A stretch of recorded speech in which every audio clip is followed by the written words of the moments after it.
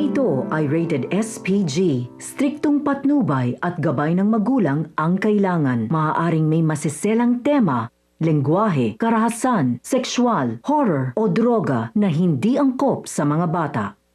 TV69. Maraming problema ang kinakaharap sa bansang Pilipinas na kailangan pagtuunan ng pansin ng ating gobyerno. Subalit, may ginagawa naman ang ating gobyerno. Ginagawa ba natin?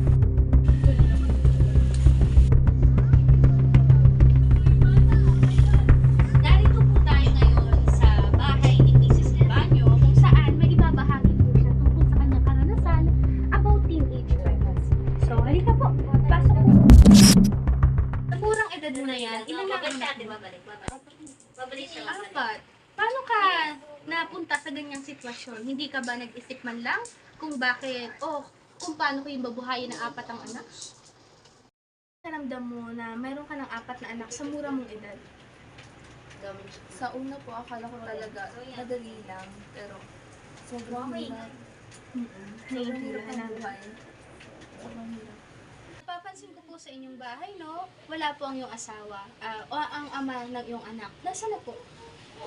Ayoko na lang po magsalita.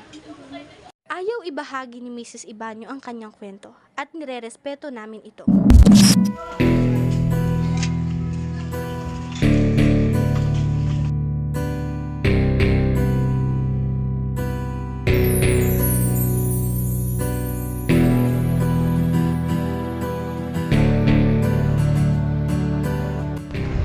Okay. Kaya sa Sabado may imita pa sa pantukan. Pabuti ba? Wala bang parak dyan? Okay. Bullshit yun pa. Marami pala yan. Nasabit yun.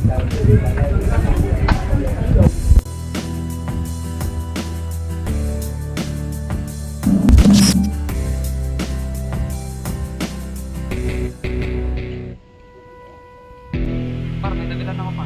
Bigwali dito par. Ako dyan. Oo. Wala, may sabi tayo dyan ha. Walang sabi to. Okay, puso mo. Ano par? Quality ba? Shit par. Masama tayo.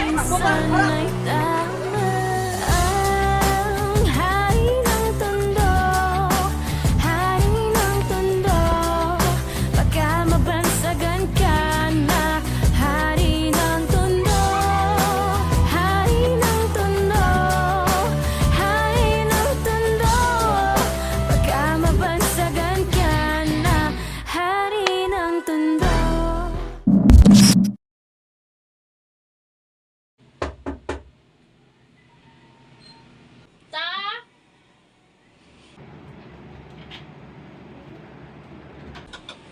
Ba't ngayon lang kayo? Kanina ko pa kayo hinihintay ah. Nadupak! Pasok, bilis!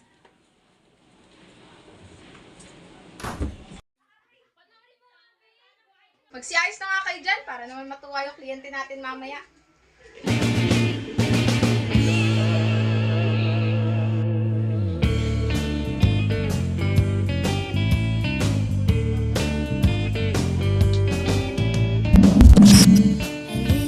Oh, hello Mr. Steve. Good morning.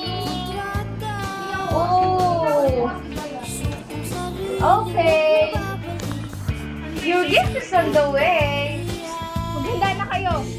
Tawag na yung Mr. Steve. Sila'y mapapasamba sa iyong kinis, sila'y manginginig. Sayaw, nene, sayaw, nene, sayaw, sayaw, hanggang mawala ang iyong kaba.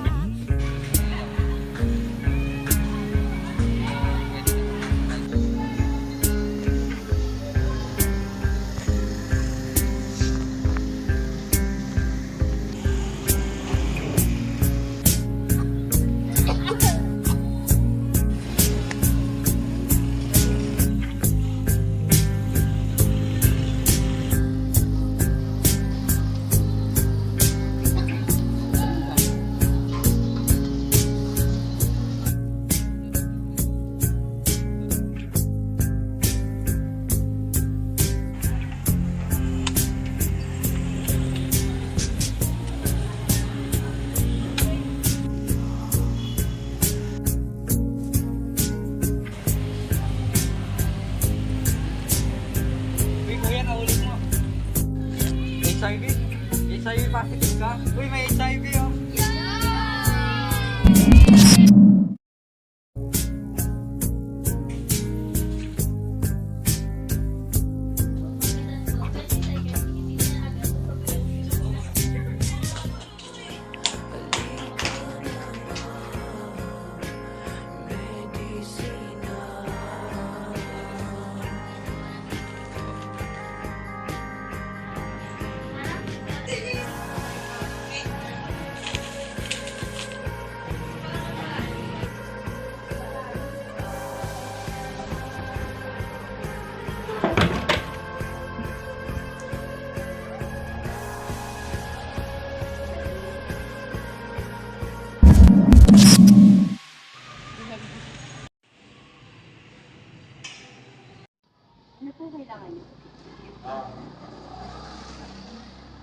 May report na po sana ako.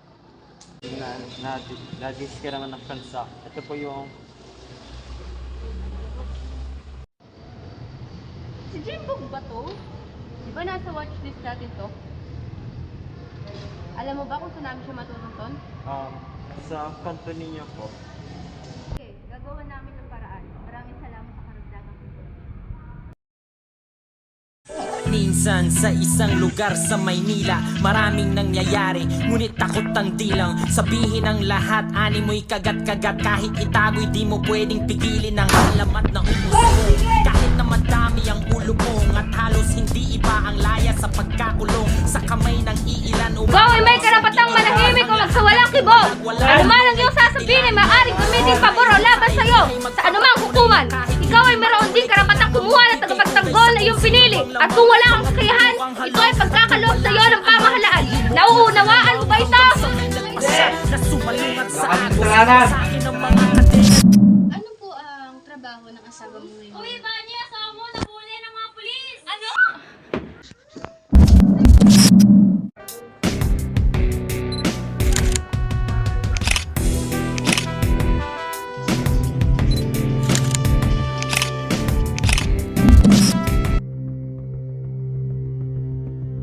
Sa mga kabataan na aktibo sa pakikipagtalik, ang paggamit ng mabisang mga kontraseptibo katulad ng condom, birth control, pills, patch, IUD, injectable birth control na pamamaraan.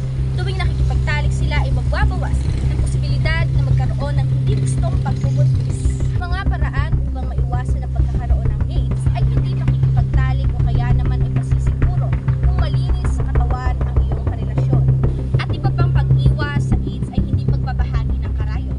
Pag-iwas sa pakikipaghalikan kung may singaw ang iyong karelasyon. Maaari kang dumalo sa mga programa ng gobyerno patungkol sa prevention ng HIV or AIDS.